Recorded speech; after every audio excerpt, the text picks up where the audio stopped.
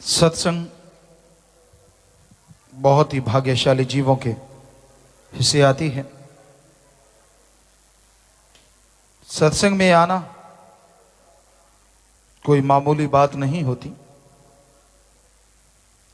इस घोर कलयुग में इंसान तरह तरह के कार्य करता रहता है।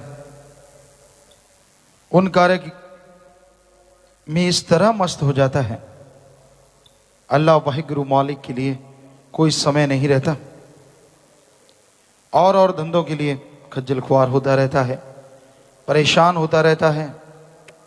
खुद की खरीदी हुई परेशानियों में, खुद के किए गए कर्मों के मक्कड़ जाल में आदमी इस तरह कैद हो जाता है कि उनसे आज़ाद नहीं हो पाता और गम चिंता रोगों में छटपटाने लगता है। एकमात्र उपाय यहाँ परमानंद मिले वो है रूहानी सत्संग। सत्संग में आए, सुने और अमल करे तो बेड़ा पार हो जाता है। सत्संग सुखों की खान है। सत्संग में इंसान वो हासिल कर सकता है जिसकी कभी कल्पना भी नहीं की होती। इसलिए सत्संग सुनो और अमल करो। सत्संग सुन के जो अमल करते हैं उनके बेड़े पार होते हैं। बेड़े पार से मतलब जीते जी कोई भी प्रॉब्लम उनको नहीं आती। अगर आती है तो साथ के साथ उसका हल हो जाता है। उनको कोई रोग नहीं होता, होता भी है तो साथ के साथ विधि मिल जाती है, दवाई मिल जाती है। उनको कोई टेंशन नहीं होती, जरा सी होने लगती है तो राम नाम से वो पल में उड़ जाया करती है। उनको दुनिया की लालसा नहीं सताती, सताती है तो अल्लाह वाहिगुरु से उसकी वो तमाम लालसाएं पूरी हो जाती हैं। इसलिए सत्संग में आओ, वचन सुनो और अमल करो। अमल के बिना तो कोई फायदा नहीं। धर्मों में, शास्त्रों में लिखा है, पढ़ पढ़ के, सुन सुन के, चाहे जहाज भर लो, बड़े बड़े ट्रक भर लो, लेकिन जब तक अमल नहीं करते उस पढ़ने का कोई फायदा नहीं। सुनने का फायदा है। आप सत्संग में आते हो, बैठ के सुनते हो, फल लाजमी मिलेगा।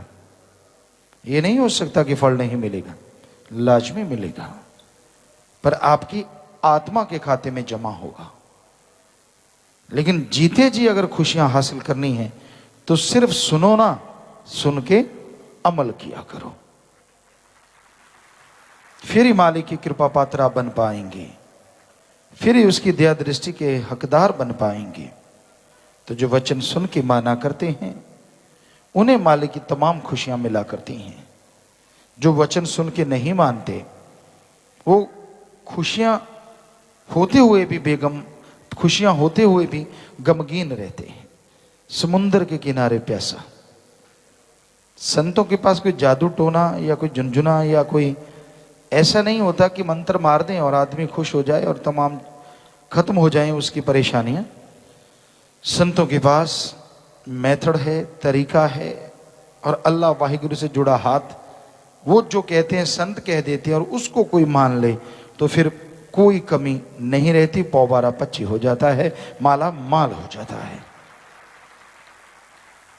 वरना भाई सब कुछ होते हुए भी आप कंगाल हो सकते हैं।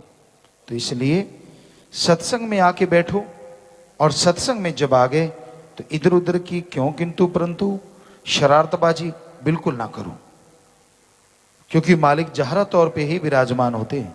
किसी किसी को वो आंखों से नजर आते, किसी को नहीं आते।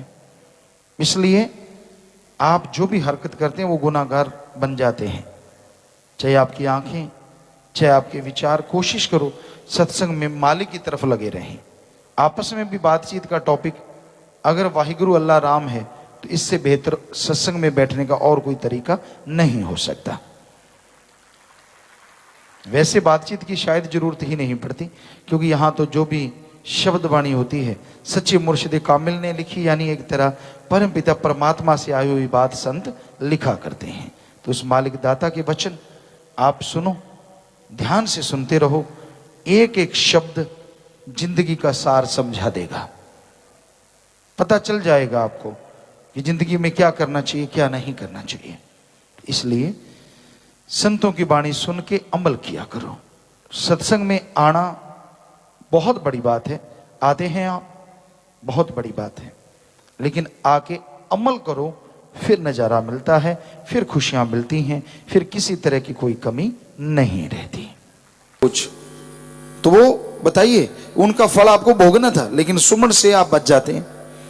कहीं व्यवहार के सच्चे हो जाओ, यानी ना निंदा, ना चुगली, ना बुराइयां, ना सेवा में ध्यान, घंटा सुबह शाम सिमरन।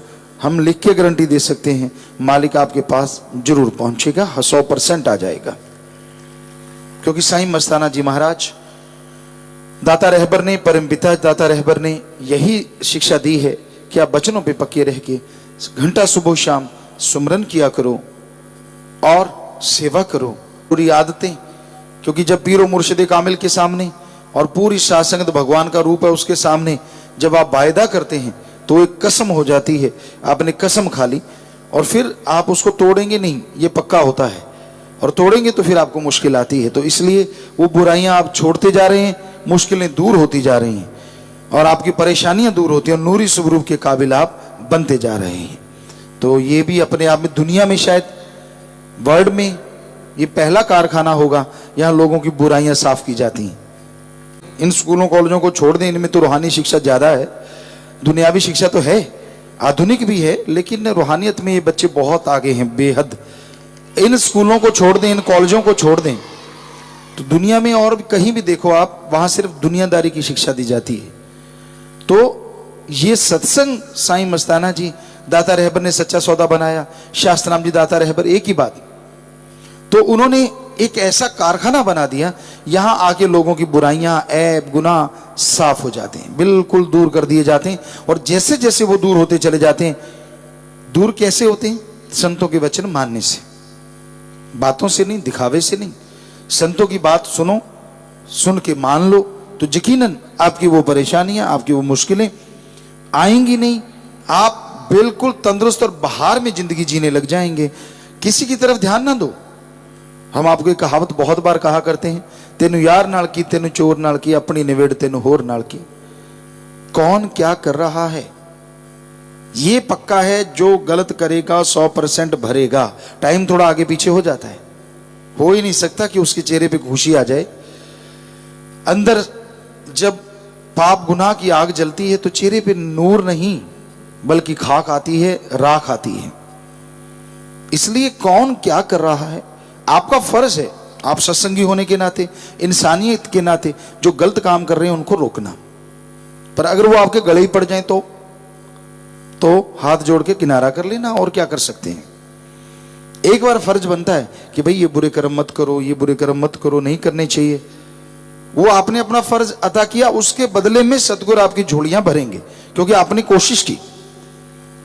फिर भी वो आपको कहते कि मैं तो आपसे ज्यादा सियाना हूं, रहने दे, अपना ज्ञान अपने पास रख। तो बस जरूरत नहीं, आप सुमन करते रहिए। कबीर जी कहीं रुके हुए थे, वहां भक्ति कर रहे थे, तो सामने एक कसाई आ गया, उसने अपना घर झोंपड़ा बना लिया। रोजाना कबीर जी भक्ति किया करें और वो बकरे काटा करे। तो अंदर से दर्द हुआ और मुंह से बददुआ निकलने लगी। कबीर जी ने रोक लिया अपने आप को, क्या कह के, कबीरा तेरी झोंपड़ी गलकटियन के पास, जो करेगा सो भरेगा, तू क्यों भया उदास। कि जो कर रहा है वो ही भरेगा, तू उदास क्यों है। अपने आप को रोक लिया बददुआ देने से, क्योंकि संत देते नहीं बददुआ। तो वही बात, कौन क्या करता है ये ध्यान मत दीजिए, आपने क्या करना है इस तरफ ध्यान दीजिए। अच्छे कर्म कीजिए, सुमरन कीजिए, सतगुरु मुर्शिद के वचनों को याद रखिए, सबसे बेगर्ज निस्वार्थ भावना से प्यार कीजिए, पार्टीबाजी से बचिए। क्योंकि जब आप पार्टीबाजी बनाने लगते हैं, आदमी को भगवान समझने लग जाते हैं, तो करी कराई भक्ति को आप आग लगा देते हैं अपने हाथों से। इसलिए सिर्फ सतगुरु पर ध्यान रखो, उसी को दृढ़ यकीन से मानो। आदमी सिर्फ आदमी है, वो गंदगी का भरा हुआ, आपको क्या पता, और फिर आपको धोखा होता है। तो इसलिए अपने सतगुरु पीर फकीर पे यकीन रखो, अल्लाह वाहिगुरु राम पे दृढ़ यकीन रखो, तो यकीनन आप उस नूरी स्वरूप के हकदार बने। ਧੰਨ ਧੰਨ ਸਤਿਗੁਰੂ ਤੇਰਾ ਹੀ ਆਸਰਾ। ਗੁਰੂ ਜੀ ਦੀ ਪਿਆਰੀ ਸੰਗਤ ਨੂੰ ਨਿਵੇਦਨ ਕੀਤਾ ਜਾਂਦਾ ਹੈ ਕਿ ਹਰ ਰੋਜ਼ ਸਤਸੰਗ ਸੁਣਨ ਦੇ ਲਈ ਸਾਡੇ ਚੈਨਲ ਡੇਰਾ ਸੱਚਾ ਸੌਦਾ ਨੂੰ ਸਬਸਕ੍ਰਾਈਬ ਕਰ ਲੈਣਾ ਜੀ।